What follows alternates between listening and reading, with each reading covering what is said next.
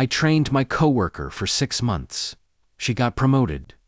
I took the company down. I wasn't hired to be a mentor. I was hired to carry the department. For 3 years, I was the one fixing broken processes, meeting impossible deadlines, and answering emails at 2 a.m. because you're just better at it. I believed loyalty would be rewarded. I believed effort mattered. Then management hired her. Fresh resume, big smile, 0 experience. Just train her for a bit, my manager said. 6 months max. 6 months turned into unpaid mentorship. I taught her everything: systems, shortcuts, client psychology, even how to survive our boss's mood swings. I made manuals that didn't exist before. I cleaned up mistakes quietly so she wouldn't look bad. I thought I was building a teammate. I was building my replacement. She took notes. She asked questions. She laughed with management. She called me 8 and brought me coffee. I ignored the small warning signs. How she started speaking for me in meetings. How she took credit by saying we decided, even when it was my idea alone. Then one Monday, HR sent a calendar invite. Promotion announcement. Not mine. Furs. 6 months. She was now my senior. I congratulated her with a smile so tight, my jaw hurt.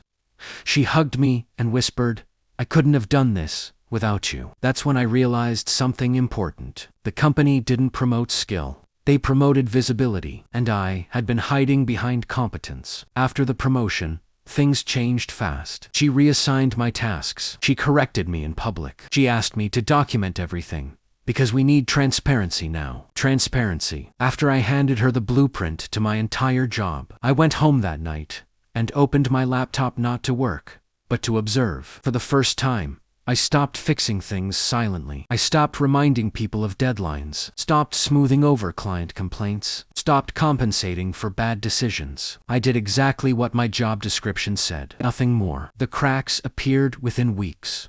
Deadlines slipped because no one remembered the workaround I used to apply. Clients complained because the automated solution she bragged about needed constant human judgment. Reports conflicted because the system relied on tribal knowledge, not written rules. Management panicked. They called emergency meetings. They asked her questions she couldn't answer. She started coming to me again. "Can you just help me fix this one? Can you jump on this call with me? Can you explain this to them, like you used to?" I smiled. "I'd love to," I said, "but I need approval first.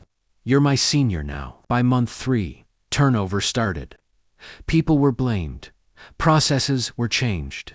Nothing worked because the foundation was wrong, and I was no longer holding it up. By month 4, a major client left. By month 5, audits started. By month 6, the same HR who promoted her scheduled another meeting.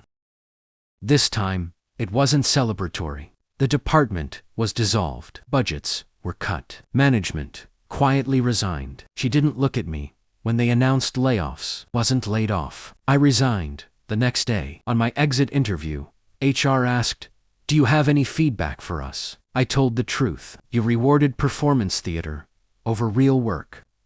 You promoted the result of my labor, not the labor itself." And when the person who knew how to hold everything together stopped doing unpaid miracles, everything collapsed. They wrote it down. I don't know if they listened. A week later, she messaged me. "I don't understand what went wrong," she said.